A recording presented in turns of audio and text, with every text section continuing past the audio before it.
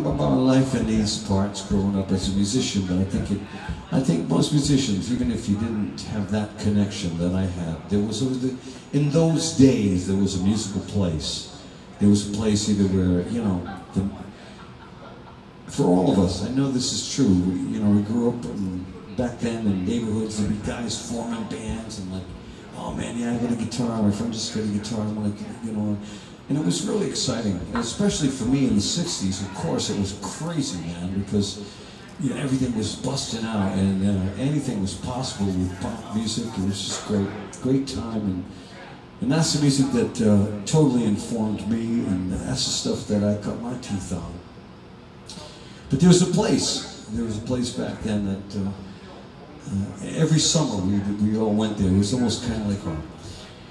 So it's like back then, man. All the bands are just coming out, and there were all these bands just starting, and I don't know what that connection is, but anyways. I grabbed that one. Lake Mishnock was not a summer camp. It's not too far from here, really. It's in West Greenwich. Yeah, and I grew up there, but in the '60s, when you would go there in the summer, they had the carousel, they had the penny arcade, they had the snack bar, and they had this beautiful, pristine lake. And it was just great. And I used to go there every summer. I was a little kid. I lived on Hopkins Hill Road, which is right down the road there, and I used to go down there every summer. And when we were kids, we'd walk there, and it'd be like, I don't know, man, it's probably like 4 miles from my house, but you'd walk there every summer, you'd pay 25 cents, and you'd get in the Mishnock Grove. And they had these big loudspeakers on the penny arcade out there, and they played this music all the time.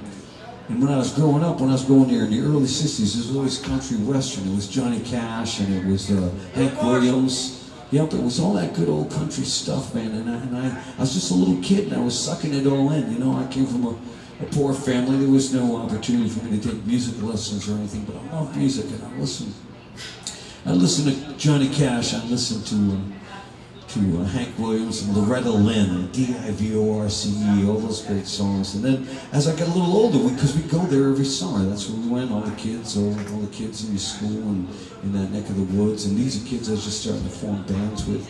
And then they started playing Beatles and the Rolling Stones to those big green metal loudspeakers. And I mean, that changed everything. And the mom that owned the place, her name was Merle Albro, and there was a band of great renown. And nobody gives a shit about this, I know that, but I'm going to tell you anyways. I know you do. I know you do, because you also have a personal connection to Billy Marshall for this. And the great pedal steel guitar player, the legend. He was a rock and roll pedal steel guitar player. He was the Keith Richards of pedal steel, wouldn't you say? Yeah. He was, man. In all ways. He was rode hard and hung up wet, but he was a true rock and roll guy. So, country rock and roll.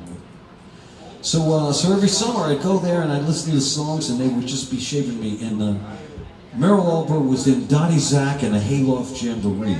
Now again, you've got to know this place, and nobody cares. But Dottie Zak and the Hayloft Jamboree, they were giving the Grand Ole Opry a run for their money on the radio. They did a live radio show there from Lake Mishnock on Sunday nights, and they were actually giving Grand Ole Opry a run for their money with that. So it was a really exciting time, and that went on for like, I think about 15, 16 years. So here I am growing up around all this music, and I get to meet the Albros, and I get to know them, and I fell in love with all the daughters of the Albros, which were, the main name was, of course, Merle Zak, who was Dottie Zak, and Eddie Zak, and Cousin Richie, and all those great guys. Again, it means nothing to anyone, and it will mean less as each day passes, but to me, it was everything, and that's where I took in music, and that's where I eventually played. Anyway, so Merle Albro had an old Gibson J45 acoustic guitar. She had a J45. You'll appreciate this. And it was there, and all the kids were learning how to play chords. We all learned how to play the 3 country western songs, which are also really the 3 rock and roll chords. We all learned on Merle's J45 there in that snack bar in that little penny arcade, listening to all that stuff. So, and then years later it became a big rock and roll bar. I played there in rock and roll bands, and I played in that place hundreds of times growing up. And it's just an old barn, and but that's where it all begins. And so I've played it a few times. I don't like to play my own songs and stuff in front of people, because That's like some asshole coming up to you with his poems and saying, "I'm going to look you right in the eye and I want to read this poem. So I want to watch how you." I feel funny about it now in my old age. But you asked for it, Ray. You always do, and I love you, Ray. You know I love you. I miss Dawn. You give him my love. It's a beautiful song. You should play it more. And you related to it. You didn't know any of this history. You didn't grow up around here. But I think everybody has a place like this in their musical memories, how they shape it. And definitely musicians do. And for me, it was like Mishnock. So here's a song. It's in the key. I don't expect you to possibly know this, but here it goes.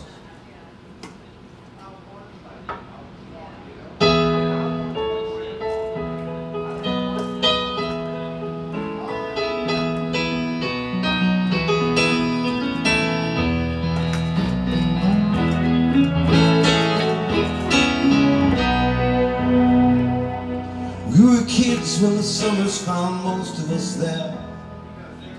For me it goes back now some 40-odd years.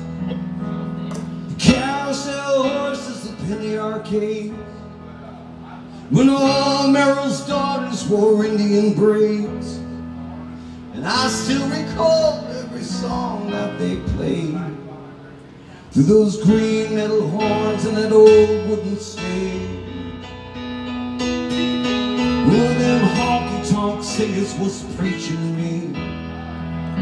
Loretta sang D-I-V-O-R-C, while Johnny Cash burned in that old ring of fire, and Hank Williams pined for the cheaters and liars. You learn those 3 chords on a J45, and nothing was ever the same. And here I would have come fortune or fame, and I'm still a young buck, and I always will be the kid who wore songs like a heart on his sleeve. You weren't watching me play, you were watching me bleed. We done made such a beautiful mess. Would you ever want anything less?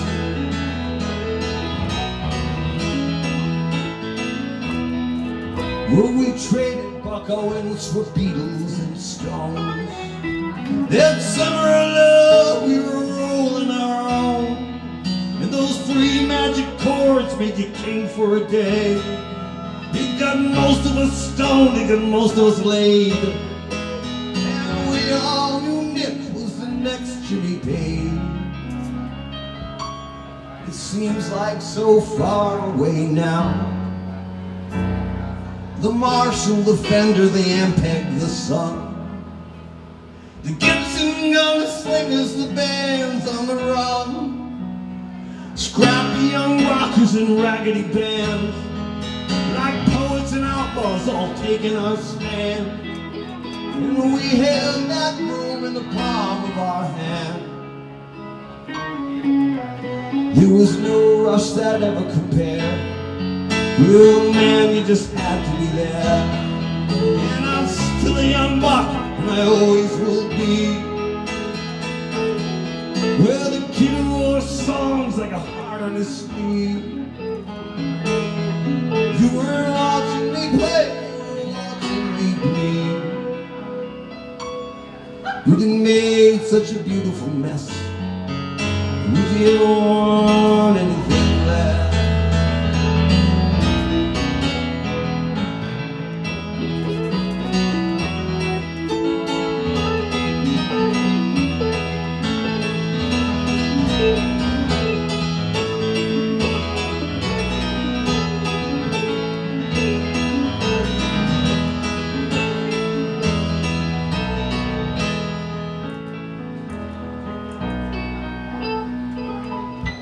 Well, it's true what they say, you can never go back. Those memories roll on like an old Cadillac, and all the songs played in that sacred old barn, they're ghosts in the rafters, they're all looking on. My life's playing out like some old country song. So to all you young bucks still to come, rock on, little cowboys and long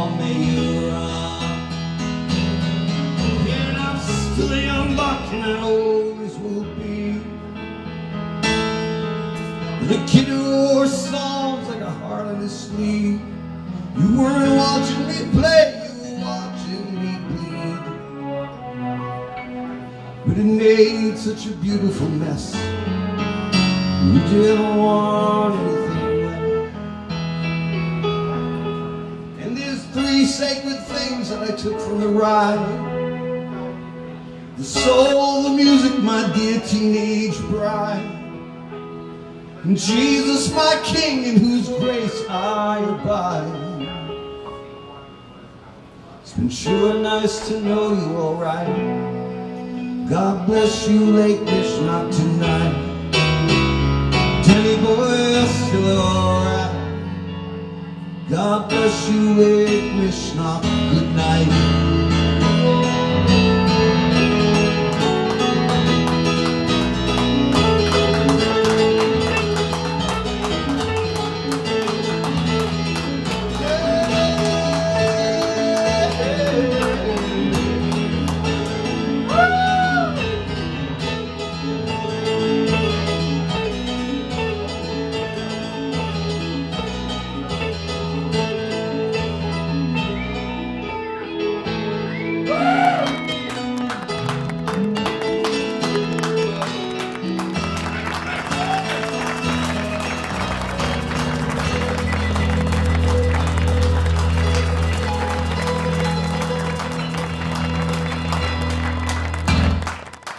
There you go. Everybody's got a place like that. Right?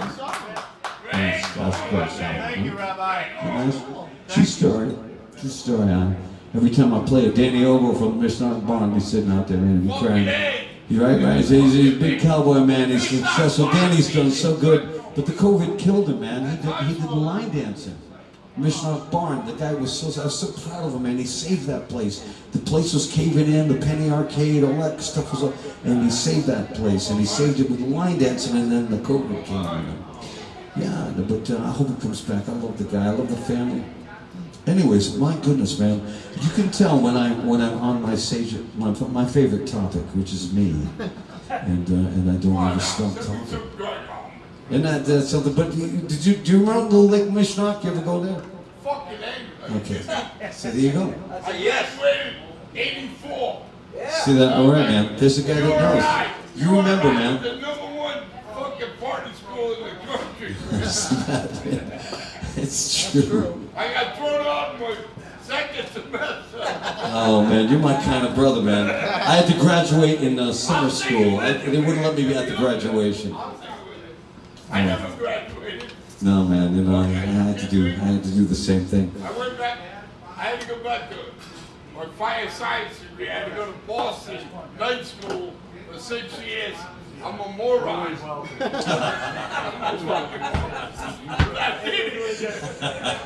Well, man.